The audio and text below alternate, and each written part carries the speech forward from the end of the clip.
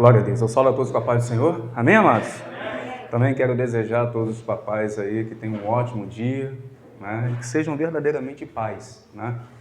A Bíblia nos ensina a sermos pais. Pai não é aquele que faz, né, irmão? Mas é aquele que está diariamente junto, observando, orientando, corrigindo, dando amor, não é isso? Carregando pelas mãos.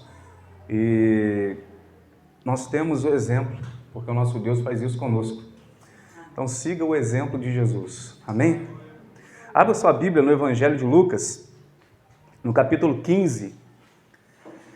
Nós vamos ler a partir do versículo 11.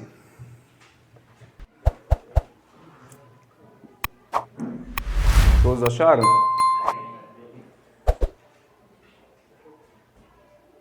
Diz assim a palavra do Senhor. E Jesus continuou: certo homem tinha 2 filhos. O mais moço deles disse ao pai: Pai, quero que o Senhor me dê a parte dos bens que me cabe. E o pai repartiu os bens entre eles. Passados não muitos dias, o filho mais moço, ajuntando tudo o que era seu, partiu para uma terra distante. E lá desperdiçou todos os seus bens, vivendo de forma desenfreada. Depois de ter consumido tudo, sobreveio àquele país uma grande fome, e ele começou a passar necessidade. Então foi pedir trabalho a um dos cidadãos daquela terra, e este o mandou para os seus campos, a fim de cuidar de porcos. Ali ele desejava alimentar-se das alfarrobas que os porcos comiam, mas ninguém lhe dava nada. Então, caído em si, disse: quantos trabalhadores de meu pai têm pão com fartura, e eu aqui estou morrendo de fome? Vou me arrumar, voltar para o meu pai e lhe dizer: Pai, pequei contra Deus e diante do Senhor. Já não sou digno de ser chamado de seu filho. Trate-me como um dos seus trabalhadores. E arrumando-se, foi para o seu pai. Vinha ele ainda longe, quando seu pai o avistou. E compadecido dele, correndo, abraçou e beijou. E o filho lhe disse: Pai, pequei contra Deus e diante do Senhor. Já não sou digno de ser chamado de seu filho. O pai, porém, disse aos servos: tragam depressa a melhor roupa e vistam nele. Ponham um anel no dedo dele, sandália nos pés. Tragam e matem um bezerro gordo. Vamos comer e festejar, porque este meu filho estava morto e reviveu. Estava perdido e foi achado. E começaram a festejar. Ora, o filho mais velho estava no campo. Quando voltava, ao aproximar-se da casa, ouviu a música e as danças. E chamou um dos empregados e perguntou o que era aquilo. E ele informou: o seu irmão voltou, e por tê-lo recuperado com saúde, o seu pai mandou matar o bezerro gordo. O filho mais velho se indignou e não queria entrar. Saindo, porém, o pai procurava convencê-lo a entrar, mas ele respondeu ao seu pai: faz tantos anos que sirvo o Senhor e nunca transgredi um mandamento seu. Mas o Senhor nunca me deu um cabrito sequer para fazer uma festa com os meus amigos. Mas quando veio esse seu filho, que sumiu com os bens do Senhor, gastando tudo com prostitutas, o Senhor mandou matar o bezerro gordo para ele. Então o pai respondeu: meu filho, você está sempre comigo e tudo o que eu tenho é seu. Mas era preciso festejar e alegrar-se, porque este seu irmão estava morto e reviveu, estava perdido e foi achado. Amém, queridos? Glória a Deus. O texto ele começa dizendo o seguinte: Jesus continuou. Por quê? Porque Jesus ele vem numa sequência de 3 parábolas, não é? A parábola da ovelha perdida, a parábola da dracma perdida, e aí então ele finaliza aqui com a parábola, nessa terceira parábola, a parábola do filho perdido. Nessas 3 parábolas, até aqui onde nós lemos, o texto bíblico vai nos mostrar o esforço do Espírito Santo em convencer aquele que está perdido. O esforço do Espírito em mostrar a glória de Deus. E por outro lado, a atitude de Deus quando alguém é realmente resgatado por Ele. Quando nós lemos esse texto aqui, essa parábola aqui, ela é explícita apenas aqui no Evangelho de Lucas, e ela nos ensina que desde que haja arrependimento e vontade realmente de mudar, Deus está de braços abertos para receber qualquer pessoa, independentemente do estado que ela se encontre. A parábola que nós acabamos de ler apresenta 3 personagens, o pai e 2 filhos. Não é? A Bíblia diz que um deles era mais moço, e quando nós lemos aqui, o que o texto nos mostra? Esse menino mais moço, ele coloca os olhos para fora da casa do pai. Ele olha para o mundo. Ele acha que lá fora seria melhor. Pede a parte da herança, aquilo que cabia a ele.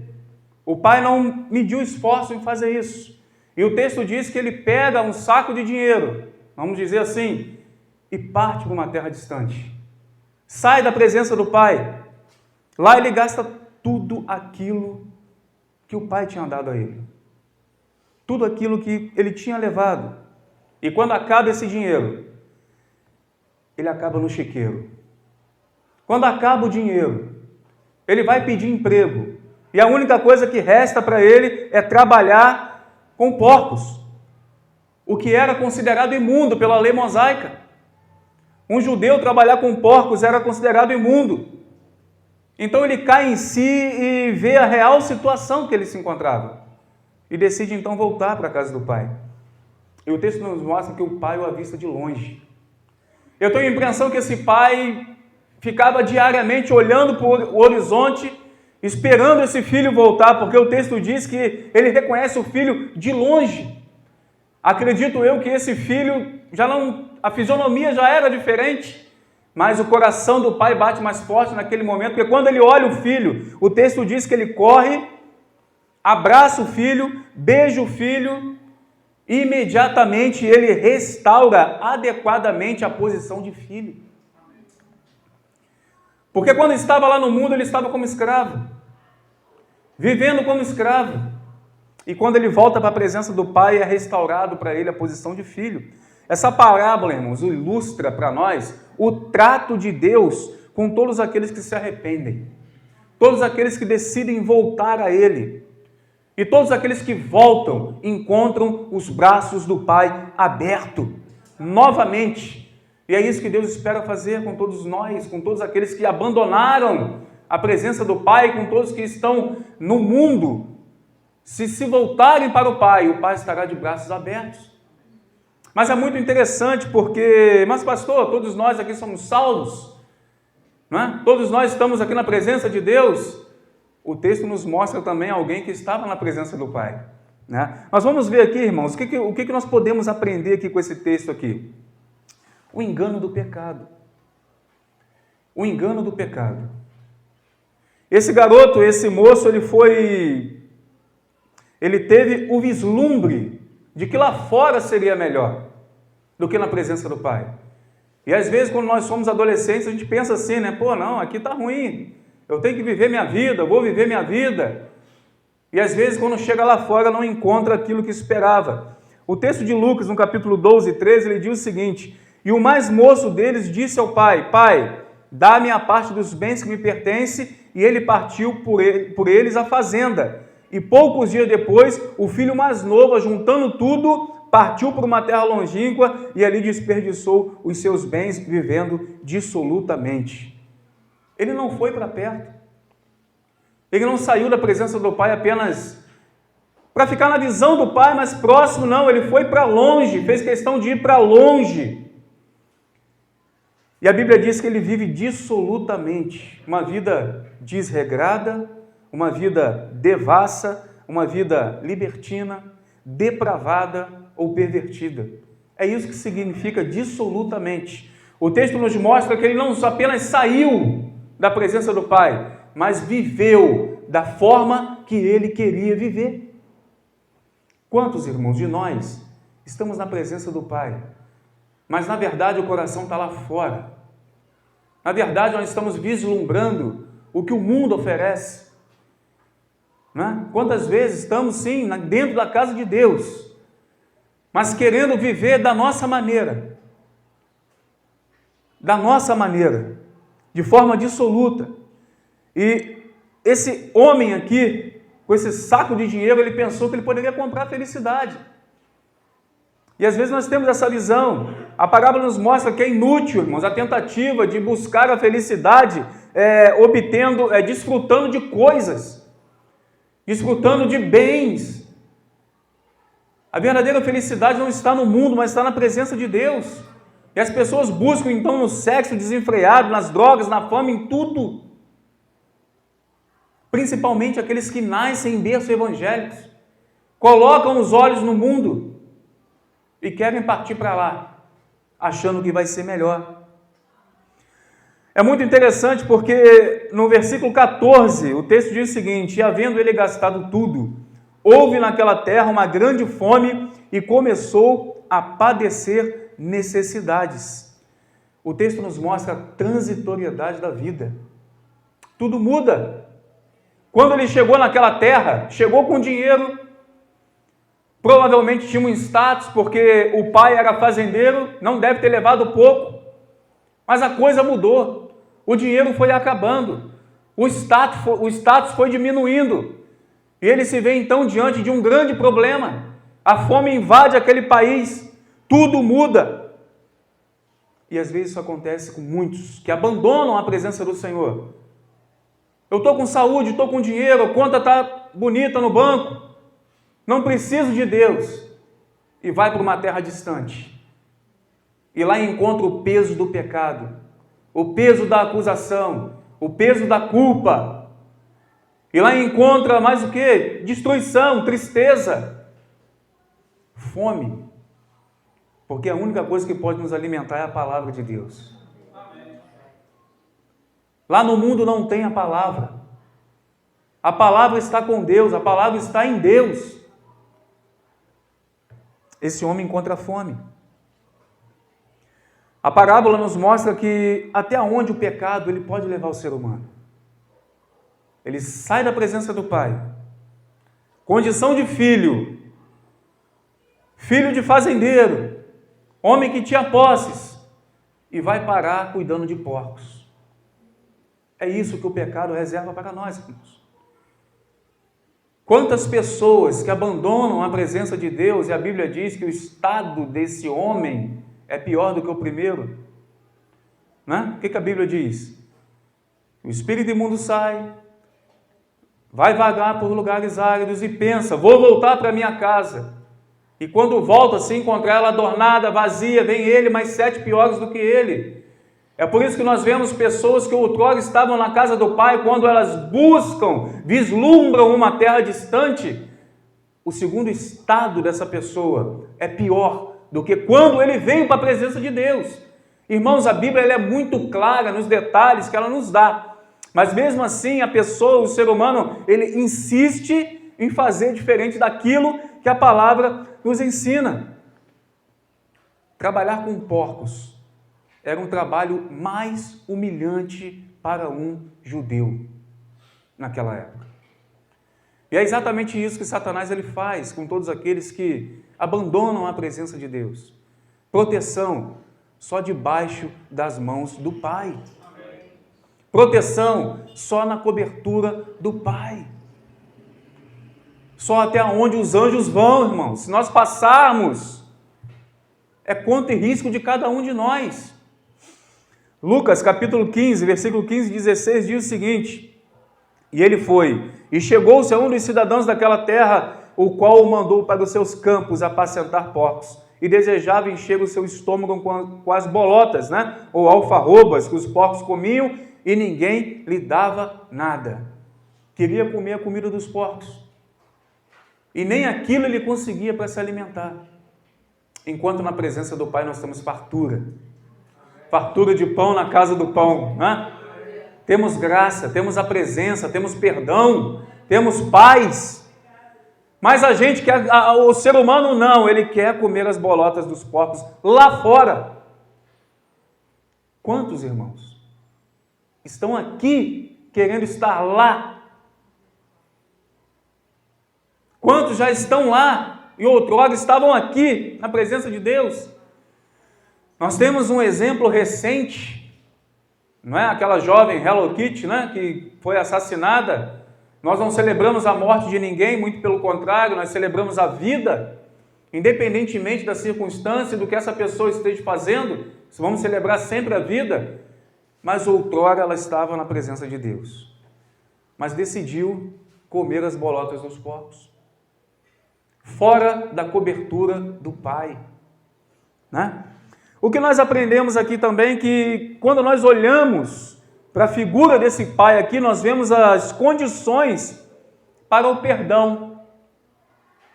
Né? Nós vemos que, assim como esse pai, em Cristo Jesus na cruz do Calvário, nós temos o perdão liberado para nós, para cada um de nós. Mas é necessário reconhecer o erro.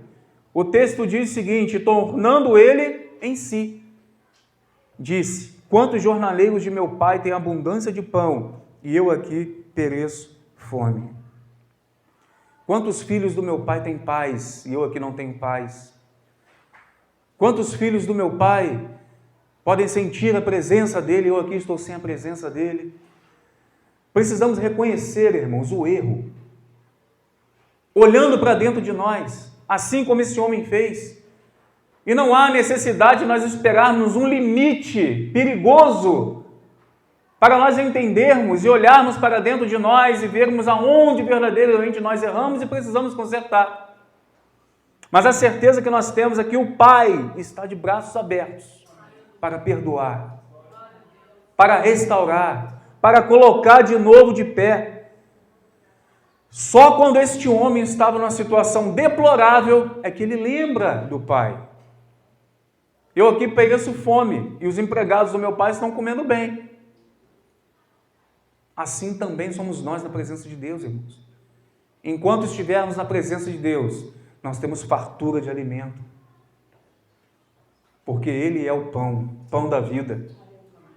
Mas se estivermos em terras distantes, fome, desgraça, tristeza, nós precisamos não só reconhecer o erro, muitas pessoas reconhecem sim o erro, mas não têm o desejo de mudança. Este homem aqui, esse moço, ele não só reconheceu, não só caiu em si, né, não só olhou novamente para a condição de filho que ele tinha, né, mas ele teve uma atitude de mudança. Às vezes nós precisamos dar um passo de fé. Não apenas reconhecer, mas ter a atitude para mudar, ter atitude para voltar, atitude de largar, de deixar às vezes um caminho errado. Não apenas reconhecer, não, eu estou errado sim, mas não muda. Não tem uma atitude de mudança. Então, o versículo 18 ele diz: levantar-me-ei e irei ter com o meu Pai.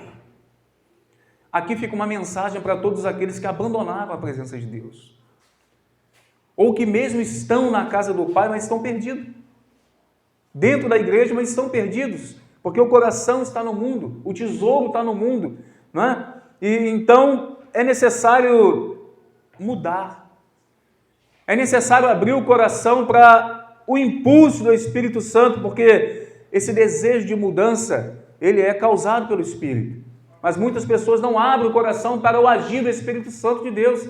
E a Bíblia diz que ele bate a porta, espera cear com todos nós. Aquele que ouvir e abrir, ele entra, mas está batendo. Isso significa que nem todos escutam, nem todos abrem o coração, mas a porta da graça está aberta. Então o texto diz que ele se levanta e vai de encontro ao Pai. E esse é um ofício do Espírito, irmãos, convencer o homem do pecado, da justiça e do juízo. Ele tem tentado fazer isso de todas as formas. Mas o homem insiste em não tomar uma atitude de mudança. Em terceiro lugar, nós precisamos da confissão. Nós reparamos que ele reconheceu o erro, né? Ele reconhece o erro, ele tem o desejo de mudança e ele confessa: Pai, pequei e já não sou mais digno. Pequei contra Deus, pequei contra o céu, pequei contra o Senhor e não sou mais digno. E o que a Bíblia nos ensina? Aquele que confessa e deixa, alcança misericórdia. Então, há um padrão aí a ser seguido. Aquele que confessa e deixa. Só nessas circunstâncias nós vamos alcançar a misericórdia, o perdão. Porque é necessário deixar, é necessária a confissão. Né? Por isso que no versículo 18, aqui na parte B, ele diz: Pai, pequei contra o céu e perante ti. Então nós vemos aqui, irmãos, condições para nós recebermos o perdão de Deus. Reconhecer o erro. Não é? Reconhecer o erro, ter uma atitude de mudança. Confessar os nossos pecados diante de Deus. Mas as pessoas às vezes não querem isso. Quando nós lemos também aqui, a partir do versículo 20 até o 32, nós vemos como Deus trata o pecador arrependido. Esse texto aqui ele é fantástico, irmãos, porque nós vemos a figura do Pai, nós vemos a figura daquele que deixou a presença do Pai e nós vemos a figura daquele que ficou também. Aqui tem uma mensagem muito importante para nós. Né? Como que Deus ele trata o pecador arrependido? Imagina que esse homem estava num estado lastimável. Ele deixa a condição de filho e já estava vivendo como escravo. Devia estar sujo, barbudo, cabeludo, mal cheiroso, descalço. Mas o texto nos diz o quê? O que o Senhor nos fala lá em Mateus 11, 28? Vinde a mim, todos que estáis cansados e oprimidos, e eu vos aliviarei. As pessoas às vezes esperam deixar alguma coisa de lado para vir para a presença de Deus. Eu só vou ser cristão quando eu parar de fumar. Eu vou ser cristão quando eu parar de beber. E mergulha nessas mentiras. E, no entanto, o Senhor ele diz: vinde a mim os que estáis cansados, que eu vos aliviarei. Libertação, irmãos, só na presença de Deus. Sozinho, não dá. É difícil, complicado, mas Deus ele nos fortalece. Então nós vemos que o homem está vindo em direção ao Pai, ele decide ir até o Pai, e quando o Pai enxerga, ele vai ao encontro. Não há orgulho no coração do Pai. Eu não vou te receber, porque você gastou todo o meu dinheiro. Não há isso. O Pai vai ao encontro desse homem, lança-se aos seus braços, beija. Era considerado indigno uma atitude dessa para um homem idoso naquela época. Mas ele não se importa com isso, mesmo assim ele vai ao encontro do filho. O versículo 20 diz: e levantando-se foi para o seu pai, e quando ainda estava longe, o seu pai o viu, e se moveu de íntima compaixão. Olha o amor do pai. Olha o amor do pai ao receber um pecador, ao receber o filho. Isso nos mostra, irmãos, o amor de Deus ao receber alguém que está mergulhado no pecado. Isso mostra o amor de Deus ao receber alguém que está sendo massacrado pelo diabo. É assim que Deus recebe. Se moveu de íntima compaixão, correndo lançou-lhe ao pescoço e o beijou. E o melhor, irmãos, perdoou o pecado e restituiu o pleno status de filho. Lucas 22, versículo 22. Mas o pai disse aos seus servos: trazei depressa a melhor roupa e vestilho, e pondo-lhe um anel na mão e alparcas nos pés. A túnica aqui significava classe social que a pessoa pertencia, porque os escravos não usavam túnica, usavam roupas simples, vestiam roupas comuns da época, né, nas suas vestimentas. Mas quando o pai olha de longe, que vê o filho nesse estado, quando ele chega, a primeira coisa que ele faz: tira a roupa de escravo, coloca a túnica de filho. É isso que Deus ele nos faz, irmãos. Quando nós nos apresentamos com o coração aberto, rasgado na presença dele, a qualquer um que chega na presença dele, por mais que esteja na escravidão do pecado, ele tira a roupa de escravo e coloca uma veste limpa, lavada e remida no sangue do Cordeiro. Com essa atitude do pai, ele faz com que todos enxerguem o filho não como escravo, mas como filho e livre. Túnica. Como entender, irmão, esse gesto paterno? No entanto, muitos agiriam diferente, não é? Muitos agiriam diferente. Fica até uma mensagem para nós pais hoje, para que você tenha amor e compaixão quando o teu filho errar, né? Que você sempre restitua a condição de filho. Mas o texto continua dizendo que ele deu anel para ele. O anel representa autoridade. Aquele homem já não tinha mais autoridade. E com este anel ele está declarando o perdão para o filho e está constituindo o filho novamente nos negócios da família. Porque quando ele dá o anel para o filho, ele dá a ele o direito de continuar negociando os bens do pai.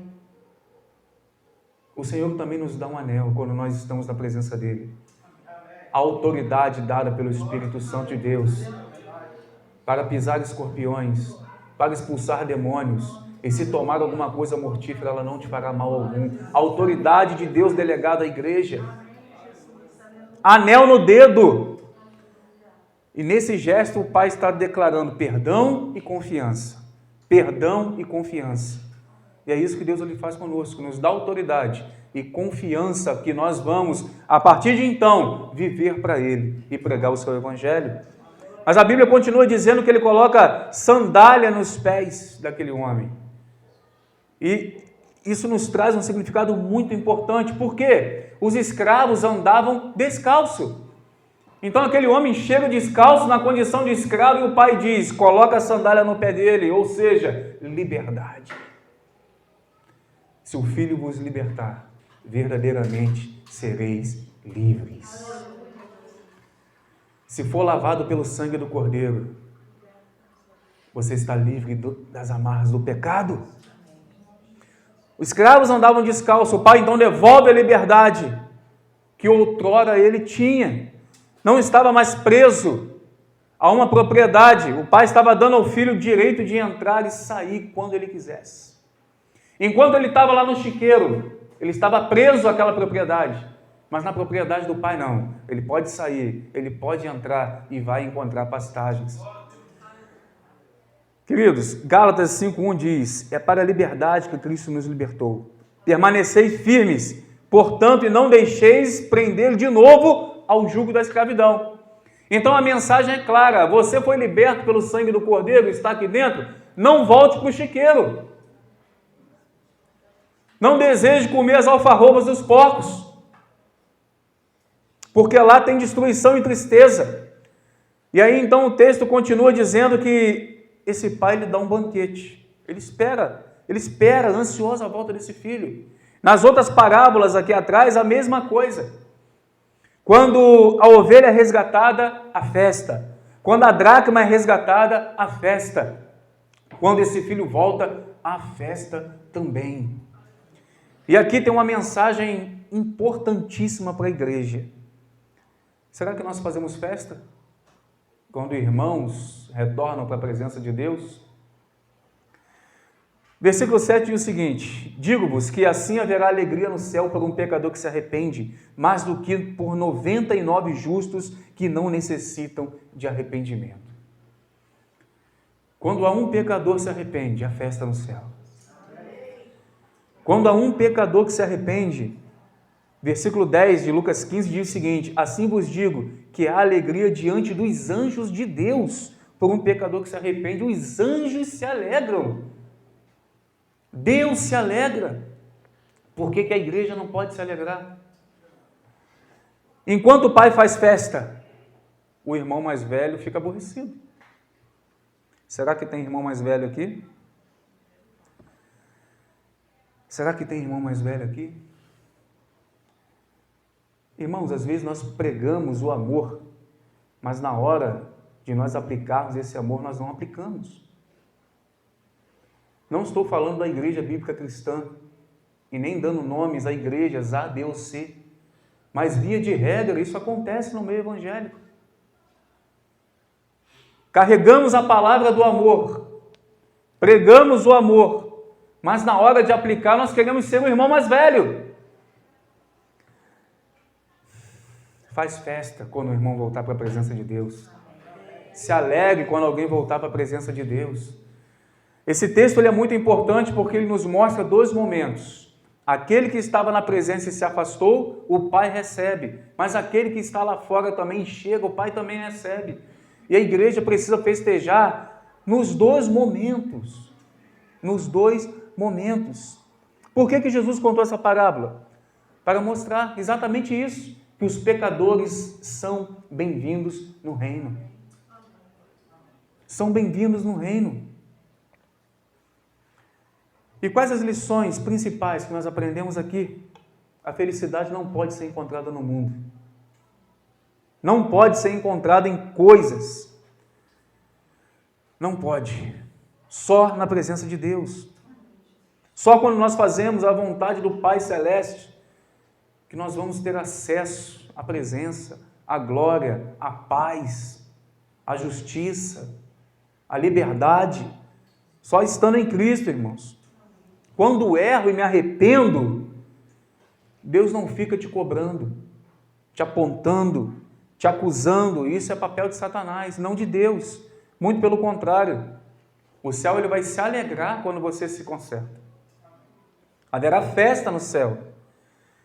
E aí a gente para e pensa, qual a nossa reação quando alguém volta para a presença de Deus? Será que nós não tratamos da mesma forma que esse irmão mais velho aqui tratou? O irmão mais velho estava na presença do Pai. Era trabalhador? Era trabalhador. Mas o coração estava duro. Era obstinado. Fica aborrecido. Não está nem aí porque o irmão voltou. Se alegre quando alguém que outrora estava na presença de Deus, juntamente conosco, foi lá para fora, mas decide voltar. A igreja precisa festejar esse momento. Se Deus esquece, se Deus apaga, por que a igreja insiste em apontar e acusar? Por que a gente às vezes prega o amor, mas na hora de praticar dessa forma, a gente quer ser o irmão mais velho? Recebemos aquele que nunca esteve numa igreja, mas aquele que por algum motivo pecou e falhou, a gente fecha a porta da graça. Queremos ser o irmão mais velho. E o pai diz então, meu filho, você está aqui, tem tudo. Tudo que é meu é teu. Por que agir dessa forma? Irmãos, esse texto ele nos traz ensinamentos importantíssimos para cada um de nós. Aplique na tua vida. Quem ouvir essa mensagem pela internet, se estiver nessa condição, retorne para a casa do Pai, porque o Pai está de braços abertos para te receber. Se você nunca recebeu a Cristo, não espere consertar a tua vida, venha para Cristo da forma que você está. Deixe que Jesus transforme a tua vida. A transformação ela vem de Deus. Só Ele pode fazer isso com cada um de nós. E quando tudo isso acontecer, nós que estamos aqui dentro, vamos tratar com amor, vamos tratar com carinho, não vamos olhar para o pecado da pessoa, não vamos acusar e nem apontar, vamos verdadeiramente praticar aquilo que pregamos. Se Deus faz festa, se os anjos se alegram, nós também precisamos nos alegrar com cada um que se arrepende, cada um que volta e diz, olha, eu errei, pequei, mas eu estou aqui para consertar o meu erro, estou aqui de novo na presença de Deus. Então, dever da igreja é abraçar e não olharmos para um passado, às vezes um passado recente, às vezes queremos olhar para um passado muito distante. Irmão, se Deus apaga, por que a igreja não pode apagar? Apague, olha para frente, dá a mão, ajuda, carrega. Quando o pai estiver fazendo festa, faz também festa. Todos estavam dentro da casa festejando e ele do lado de fora. Não queria a alegria do pai. E na presença do Senhor é o quê? Fartura de alegria. O pai estava dentro, junto com o filho que tinha voltado, se alegrando. E o irmão mais velho do lado de fora. Faça parte dessa festa. Em nome de Jesus. Amém, queridos? Vamos nos colocar de pé. E a mensagem que fica para nós hoje é que o amor de Deus é inesgotável. A porta da graça está aberta. Vai se fechar, mas ainda está aberta. E na cruz do Calvário, Jesus entregou a sua vida por cada um de nós, para que hoje nós pudéssemos ter liberdade. Através da cruz do Calvário, o Senhor nos veste, coloca um anel de autoridade na nossa mão e calçado nos nossos pés, para que lá fora o mundo nos reconheça como filho de Deus. Amém? Feche seus olhos e vamos estar orando. Senhor, nós nesse momento, nós queremos te agradecer, ó Pai amado, porque nós vemos, ó Pai, na Tua palavra, Senhor, o esforço do Espírito Santo em nos convencer, Pai, do pecado, da justiça e do juízo, Pai. Nós vemos, ó Deus amado, não só o esforço, Senhor, mas vemos que quando um coração se abre, quando alguém se arrepende diante de Ti, Pai, há festa no céu, há regozijo, há alegria. Senhor, nós te pedimos, ó Pai, nesse momento que o Senhor possa tratar diretamente aos nossos corações, Senhor, para que possamos agir da mesma forma, Pai, com todos aqueles que se achegarem, Pai amado, diante da Tua presença. Independente, Pai, da forma que chegarem, independente das circunstâncias que chegarem, Senhor, que nós possamos abraçar, Pai amado, e festejar, Pai, quando um irmão que outrora estava conosco e já não está mais, retornar para a Tua presença. Que os nossos olhos, ó Pai, não estejam focados, Senhor, em apontar, Pai amado, em acusar, Senhor, mas que possamos ter, ó Deus, a misericórdia e o amor que a Tua palavra nos ensina. Senhor, em nome de Jesus Cristo, nós queremos te agradecer, ó Deus, porque nós temos a certeza que temos um Pai amoroso, um Pai que está de braços abertos para a qualquer momento nos abraçar. Pedimos, ó Deus, a Ti que o Senhor trate o nosso coração, que ele seja sensível, Senhor, e humilde, para reconhecer, ó Deus, como precisamos dar um passo atrás, Senhor, e para reconhecermos também, ó Pai, quando precisamos dar um passo à frente. Olha para cada um de nós, Senhor. Quantos estão, Senhor, na Tua casa perdidos? Quantos, ó Deus, estão na Tua casa, mas com desejo de estar no mundo? Senhor, em nome de Jesus Cristo, segura pelas mãos, Pai. Levanta aquele que está caído, Senhor. Coloca, Deus, mais do Teu Espírito Santo na vida desses irmãos, Pai amado, para a glória do Teu santo nome, em nome de Jesus. E desde já nós te pedimos, ó Deus, pela vida, Pai amado, de todos aqueles, ó Deus, que moram aqui nessa redondeza, Pai. Senhor, que o Teu Espírito Santo possa trabalhar de forma profunda, Pai querido, e fazendo, Pai, com que eles reconheçam que vida só na Tua presença, Pai. Que liberdade só na Tua presença, Senhor. Que eles não venham, Senhor, esperar, ó Deus, a coisa chegar a um limite perigoso para estar na Tua presença, Pai.